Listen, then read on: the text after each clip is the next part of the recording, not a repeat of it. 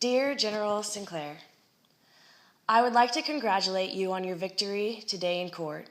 Your army took care of you, and it seemed that your cup runneth over with elation as you walked out of the courtroom and to your car. All the big news publishers shared the same clip. A smiling general with a cup of coffee walking away, a free man. I am happy for your wife and your children, and that they will not suffer the consequence of a loss of health benefits or your retirement package. I do not think that they deserve to suffer for your recklessness, your infidelity, or your use of rank to coerce junior officers, your misuse of government money, aka tax dollars, or the fact that while other leaders were reading situation reports and intelligence updates in Afghanistan, you were watching porn. I think your family has suffered enough. I respect your wife, no matter what she does. No one would want to be in her shoes, and no one should judge her for her actions. However, let's go back to you and your army. I think you really hit on something here. So, no one ever told me that I was joining your army. When I was 19 years old and a sophomore in college, I joined the Reserve Officer Training Corps, and I joined the U.S. Army. I didn't know who Lieutenant Colonel or maybe only Major Sinclair was back then. I did, however, know who Larry was, a young Marine who I met on the bus the year prior on his way home from Iraq. I knew that in the fall of 2004, there were two wars going on, one in Iraq and one in Afghanistan. I knew that soldiers were dying, that politics were a mess, and that the only way to understand the direction our country was going and what was really happening in Iraq and Afghanistan was to join the U.S. Army. So, I put my ambitions to be a broadcast journalist, to work for Dateline, and to buy my father a beach house in Santa Barbara aside, and I joined the U.S. Army. I didn't know the difference between being an officer or being enlisted. I didn't know what was better or more uniquely suited for me between the Navy, the Army, or the Air Force. However, I liked my university, and my brother said that if I dropped out of college, then Mom and Dad would be devastated. So, the Reserve Officer Training Program was the best way to finish college and eventually serve. I asked my brother what was better, the Air Force or the Army, because those were the only two ROTC programs at my school. He said as a woman, the Air Force would treat me better, but he would join the Army, so he could be Special Forces or a Ranger. Naturally, being the good little sister that I am, I joined the Army. Little did I know, becoming a Green Beret or a Ranger was not actually an option. It wasn't right away that I realized I was joining your army, Mr. Sinclair. Sure, every now and then I was perceived as being kind of girly or maybe on the passive side, but I am girly and I don't rush to make poor decisions. I exist in context and I'm analytical. None of these feminine accusations scared me or concerned me. My cadre members were all male at the university, and they were incredibly encouraging and professional. They gave me fair ratings, and all of us cadets stood next to each other, suffering as we pushed vehicles up steep hills on campus and navigated through dense forest terrain at 0400 in the morning. My femininity certainly didn't make life easier. It meant at our advanced leadership camp, we had to stuff our used hygiene products back in our uniforms because they didn't want us to ruin the porta-johns. But this is what I signed up for. I wanted to be a soldier, and I loved being outside and patrolling. There was always pressure on everyone to succeed and perform. Physical fitness determined if you were a stud or not. We were evaluated on our leadership skills, our ratings from our cadre, scores from the advanced leadership camp, and our college GPA. Those factors would determine our future job and location. It was serious business being in competition with each other, but it was also fun. I remain in close contact with my fellow ROTC cadets, and I will always remember snow fights on campus, hiking through lava tubes, late-night ventures to Pita Pit, and jumping in jacuzzis as the snow was coming down. After commissioning, I found myself in paradise, serving in Hawaii and elated to be heading to Iraq. I knew I was in a male-dominated culture, and because I didn't act cold or isolated, some people would confuse my enthusiasm for something else. But it was manageable. I always reminded myself on these days how my neighbor Shirley begged me not to join the military. She said if I did, I might lose my vivacious nature and my charm. I told her that would not happen. Standing in her kitchen in Gilbert, Arizona, I promised her I would not lose myself. I would adapt to the environment, but I would always find a way to stay true to who I am. I was sort of disappointed when I showed up to my unit in Hawaii and they made me an executive officer. Typically, this is a job for a first lieutenant, not a brand new second lieutenant. But the gentleman I was replacing was awesome and kind and helpful. He would train me to be a good XO. He sent me a knife in Iraq, and years later I would run into him at Fort Bragg while he was attending the Special Forces qualification course. I remember his initial assessments of some of the people in our battalion. Some people we worked with were lazy, some were incompetent, but one guy in particular really concerned him. He said this guy was inappropriate towards women and gave him a generally creepy vibe. I didn't know what that meant, and I was quite confident I could handle myself. Heck, I paid my way through high school and college learning how to deal with creepy people as a hostess in the restaurant business. I would just avoid getting into any uncomfortable situations. Easier said than done. At this point, I didn't understand rank, the importance of supplies, logistics, etc. This person who controlled the logistics for our battalion, who controlled if the military police I supported received KC lights for their trucks, would find every possible way to leverage his authority over me. He was exceptionally discreet as well. I was uncomfortable, but I thought that maybe it was normal to have to sit in the car with him as we went over planning details for our rotation at the National Training Center. I thought maybe he kind of pinned everyone up against the wall when he talked to them. That it was normal for him to talk about my ass during our battalion triathlon workouts. And that certainly it was just an accident when he brushed by my butt at work. I remember how he used to hold the supplies that I ordered for my company and then give it directly to the soldiers to undermine me.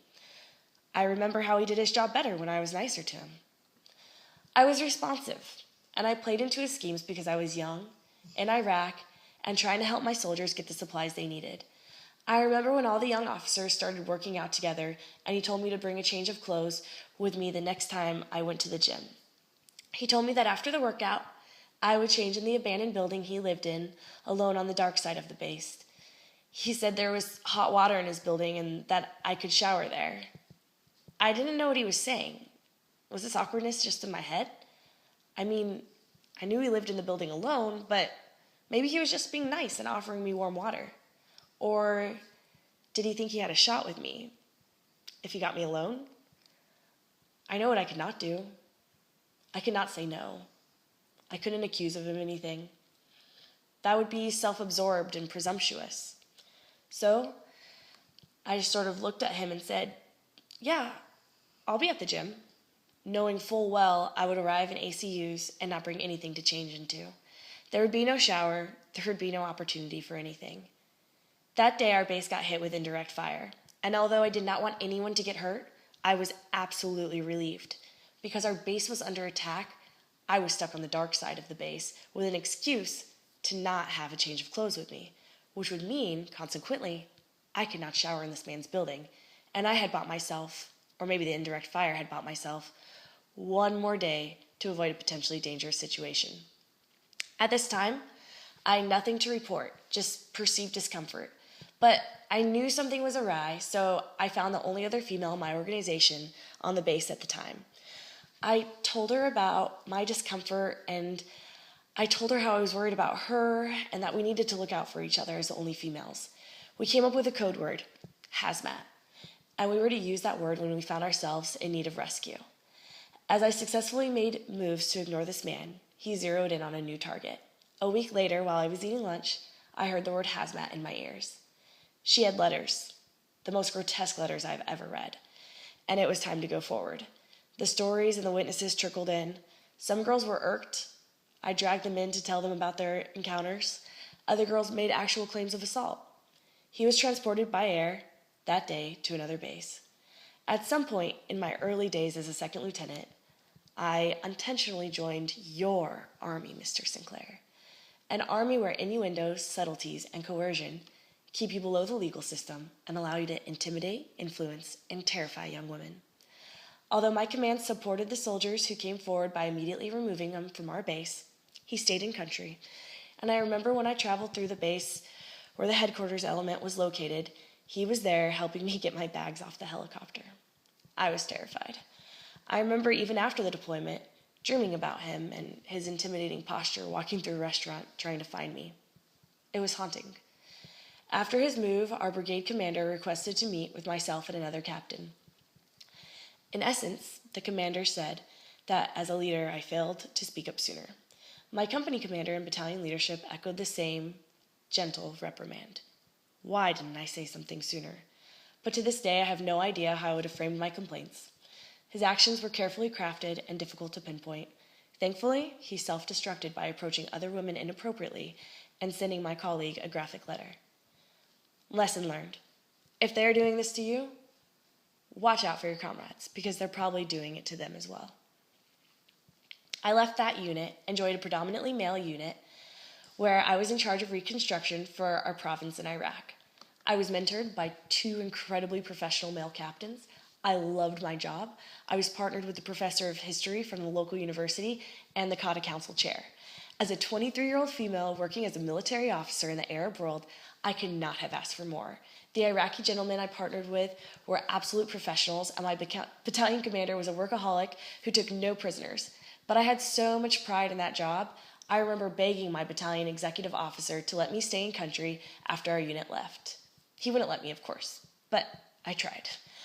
I laughed as my Iraqi counterparts showed me a video of them picking out a small necklace shaped like Iraq as a departing gift for me, and there were tears in my eyes as I wished them well with our final goodbyes at the Cobb Spiker Gate. I still remember working with the colonel in charge of the riot dispersal unit and how we would sit and talk about his farm and his beautiful wife who was part Czech. I remember bawling my eyes out when I got home to Hawaii and found out that he had been killed in an explosion. I remember the family who would wash my hands and let me hold their children as they wrapped a blanket around me to warm me from the sweat that was beginning to chill on me inside their house. Iraq was an incredible time for me, and I am incredibly grateful to our service members who served there in far more challenging jobs than I did. I am also appreciative to the Iraqis who taught me about humility, hospitality, and the warmth of their culture. For this reason, I will never, ever regret joining the U.S. Army. I could elaborate for days about the senior leader who read the wrong cues about my enthusiasm for backpacking and showing off my traveling pictures, how he incessantly asked to come in my room at night and was surprised and offended when I told him no.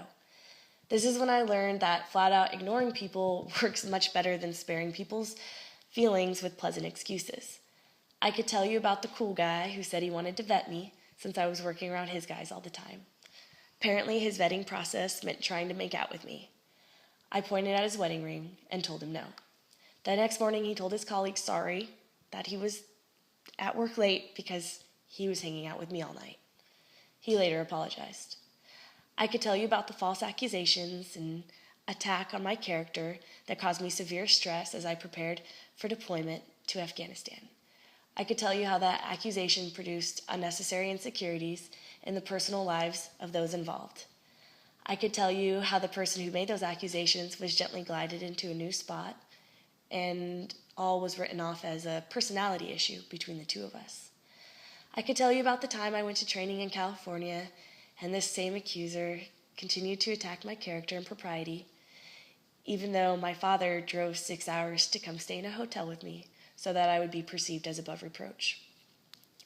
I could tell you how my dad and I fight every time we talk about my future because he thinks the U.S. Army is a great career path. But what he doesn't understand, Mr. Sinclair, is that the psychological impact of your army is brutal on women in uniform. Sincerely, one of those young officers people like you were supposed to protect and promote.